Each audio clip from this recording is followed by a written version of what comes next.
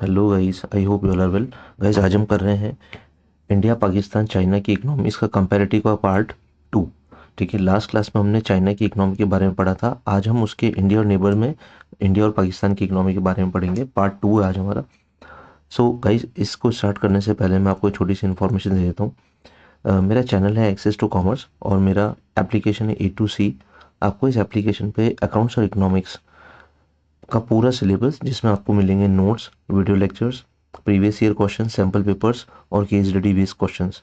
तो ये सारे क्वेश्चंस आपको 12th के लिए 1000 और 11th के लिए 1000 के अमाउंट में आपको मिलेंगे। साथ ही साथ एंटरप्रेन्योरशिप का भी आपको पूरा कोर्स मिलेगा for both class and for both class 12th and 11th both 500 rupees में। So you can join my application A2C and you can get the full course. So let's start.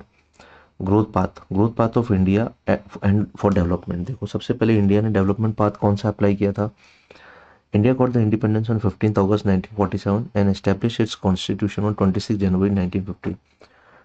Now, type of economy कौन सी थी India की। India ने जो adopt करी थी that was mix economy. Mix economy मतलब socialism including public sector undertakings and capitalism. Capitalism का मतलब है प्राइवेट सेक्टर ऑल्सो।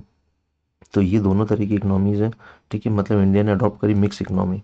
अच्छा, फ्लैगशिप रोल किसको दिया गया था। फ्लैगशिप रोल दिया था हमने पब्लिक सेक्टर को, क्योंकि जब इंडिया का इंडिपेंडेंस हुआ उस समय प्राइवेट सेक्टर नहीं था हमारे पास। प्राइवेट सेक्टर एंटरप्रेन्योर्स नहीं थे। देवर इन वेरी लेस नंबर्स। तो हमने क्या किया, फ्लैगशिप रोल किसको दिया, पब्लिक सेक्टर अंडरटेकिंग्स को दिया। हमारा जो स्टार्टिंग हुआ पब्लिक सेक्टर अंडरटेकिंग्स की वजह से हुआ। गवर्नमेंट ने इन्वेस्टमेंट किया पब्लिक सेक्टर अंडरटेकिंग्स में और फ्लैगशिप रोल मिला पब्लिक सेक्टर को। सेकेंडरी रोल प्ले किया प्राइवेट सेक्टर ने। बाद में हमने हमारी इकोनॉमी को ओपन किया 1990 में और प्राइवेट सेक्टर को भी इंपॉर्टेंट रोल मिला, but it was secondary role. Just because ऐसा इसलिए करना पड़ा क्योंकि पब्लिक सेक्टर जो था हमारा इनएफिशिएंट हो गया था। इनएफिशिएंट मतलब हमारी इतनी प्रोडक्टिविटी बढ़ नहीं रही थी कंट्री की। तो इस वजह से हमें क्या करना पड़ा, सेकेंडरी रोल देना पड़ा प्राइवेट सेक्टर को। नाउ, स्ट्रेटजी कौन सी अडॉप्ट करी।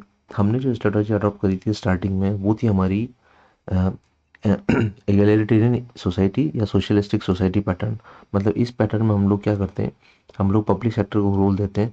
अपार्ट फ्रॉम दैट, हमने 5 ईयर प्लान स्ट्रेटेजी अडॉप्ट करी थी। 5 ईयर प्लान स्ट्रेटेजी में हम हर 5 साल का एक प्लान बनाते थे और उस प्लान पे काम करते थे। ठीक है, हर प्लान को कैसे बनाया जाता है, किस बेस पे। In each plan, needs and means of the country were taken care of from time to time. हर एक प्लान में कंट्री की उस प्रेजेंट नीड्स क्या थी उसको देखा जाता था। हर एक प्लान के लॉन्ग टर्म और शॉर्ट टर्म गोल्स होते थे। सेकंड हमारी स्ट्रेटेजी क्या थी, सेकंड स्ट्रेटेजी थी inward looking strategy. Inward looking का मतलब है हमने फॉरेन से जो कंपनी है, फॉरेन की जो मल्टीनेशनल कंपनीज है उनको इंडिया में नहीं आने दिया। इम्पोर्ट ड्यूटीज लगाई या हमने बहुत सारे रेस्ट्रिक्शंस लगाए जिससे वो कंपनीज हमारे इंडिया में ना आए। और हमने हमारी कंपनीज को एनकरेज किया, हमारे डोमेस्टिक इंडस्ट्रीज को एनकरेज किया। तो ये इनवर्ड लुकिंग स्ट्रेटजी थी हमारी इकोनॉमी की। ये बेसिकली कौन सी टाइप की पॉलिसी है, प्रोटेक्शनिस्ट। प्रोटेक्शनिस्ट का मतलब हम हमारी ही कंपनीज को या हमारी बिजनेसेस को हम लोग क्या कर रहे हैं, इंडस्ट्रीज को प्रोटेक्ट कर रहे हैं। Now, green revolution. एग्रीकल्चर में हम लोग लेके आए ग्रीन रेवोल्यूशन। ग्रीन रेवोल्यूशन ने बहुत ही ज़बरदस्त रोल प्ले किया हमारी प्रोडक्टिविटी बढ़ने में। हम पहले हमें प्रोडक्शन बाहर से लेना पड़ता था, agriculture production, but green revolution के बाद आने के बाद हम लोग हो गए सेल्फ रिलायंस। सेल्फ रिलायंस का मतलब है अब हमें बाहर से प्रोडक्शन लेने की ज़रूरत नहीं पड़ती। ठीक है, नेक्स्ट। अब है हमारे पास पुअर परफॉर्मेंस इकोनॉमी। हमारी इकोनॉमी का एक समय पे ऐसा आया, 1990 के आसपास एक ऐसा समय आया जब हमारी इकोनॉमी का बहुत पुअर परफॉर्मेंस आ रहा था। पुअर परफॉर्मेंस क्यों आ रहा था, क्योंकि पब्लिक सेक्टर का रोल प्ले अच्छे से नहीं हो रहा था। पब्लिक सेक्टर ने एक बहुत ही पुअर एफिशिएंसी दी पब्लिक सेक्टर ने। तो हमने क्या किया, हमने इस पुअर परफॉर्मेंस को देखते हुए 1990 में हमने हमारी इकोनॉमी को क्लोज्ड इकोनॉमी से ओपन इकोनॉमी बना दिया। मतलब हमने हमारी पहले हम इंपोर्ट सब्सटीट्यूशन लगाते थे, हमारी इनवर्ड लुकिंग स्ट्रेटेजी थी। हम बाहर की कंपनीज को आने नहीं देते थे, बट बाद में हमने क्या किया, हमारी इकोनॉमी को क्लोज्ड इकोनॉमी से ओपन इकोनॉमी बना दिया। नाउ, अब साथ ही साथ एक ये भी इसलिए भी हमें करना पड़ा क्योंकि हमारी कंपनी कंट्री के ऊपर पब्लिक डेट्स बढ़ गए थे। ठीक है, हमारे रिसोर्सेज जो फॉरेन एक्सचेंज रिसोर्सेज थे वो कम हो रहे थे और पब्लिक सेक्टर अंडरटेकिंग्स में लॉसेस ही लॉसेस थे। तो इस वजह से हमें हमारी इकोनॉमी को क्या करना पड़ा, ओपन करना पड़ा। Now, change in policy. हम क्या चेंज लेके आए, हम चेंज लेके आए हमारी पॉलिसीज़ में, ठीक है। Open ended economy was preferred and the policy वो change in 1990।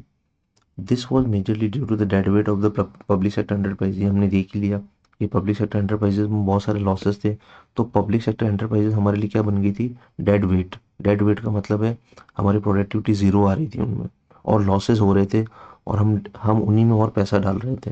Now this was majorly due to dead weight हो गया, ठीक है। नाउ लास्टिंग फॉरेक्स रिजर्व, हमारा जो फॉरेन एक्सचेंज रिजर्व था वो ख़त्म हो रहा था।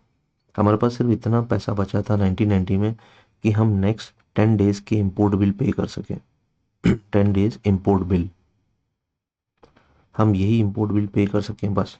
नो, पब्लिक सेक्टर और प्राइवेट सेक्टर, मतलब पब्लिक सेक्टर बहुत डेड वेट हो रहा था, इसलिए हमने प्राइवेट सेक्टर और प्राइवेट फॉरेन कैपिटल को इनवाइट किया, और हमने कौन सी स्ट्रेटेजी अपनाई, outward looking strategy. No, NITI Aayog 2017 में हम लोग लेके आए NITI Aayog, national institution for transforming India. पहले हम 5 ईयर प्लान पे काम करते थे, अब हमने 5 ईयर प्लान बंद कर दिया और हम लेके आए 2017 में नीति आयोग। नीति आयोग क्या करता है, हमारी जो गवर्नमेंट की पॉलिसी होती है उनको नया सपोर्ट देता है पीछे से, ठीक है। Now presently economy is being driven largely by the forces of demand and supply. अब हमारी इकोनॉमी में जो भी चेंजेस आ रहे हैं वो मार्केट डिमांड और मार्केट सप्लाई पे आ रहे हैं, ठीक है गाइस। तो ये हमारा इंडियन इकोनॉमी का पूरा एक बेसिक था कि हमारी इंडियन इकोनॉमी कहाँ से स्टार्ट हुई, पब्लिक सेक्टर से स्टार्ट हुई, बाद में private sector public sector mix economy बनी। नाउ अब हम बात करते हैं पाकिस्तान की इकोनॉमी की। Pakistan got independence on 14th August 1947 and established Islamic Republic of Pakistan 1971. A civil war in the East Pakistan resulted in the independence of Bangladesh. बाद में 1971 में एक सिविल वॉर हुआ जिसमें बांग्लादेश अलग हो गया। Now type of economy, Pakistan adopted mixed economy. Same Pakistan ने भी हमारे जैसे मिक्स्ड इकोनॉमी अडॉप्ट करी। देयर वाज अ को existence of public and private sector. Now geography कैसी थी पाकिस्तान की, Pakistan is located in the south Asia and borders of central Asia and middle east. Now the country has the area of 7,96,095 square kilometres, इतना area है। Now the total cultivated land कितना है, 2,21,300 square kilometre, whereas the area under forest is 42,300 square kilometre. तो ये हमारा area है उसका। No, ये ज्योग्राफिकल पार्ट हमने देखा। अब हम डेमोग्राफिक लैंग्वेज की बात करते हैं। Pakistan is 6th most populous country, Pakistan एक 6th मोस्ट पॉपुलस कंट्री है। हालांकि अब जो नई रेटिंग है उसके हिसाब से पाकिस्तान 5th मोस्ट में आ चुका है 2013 में।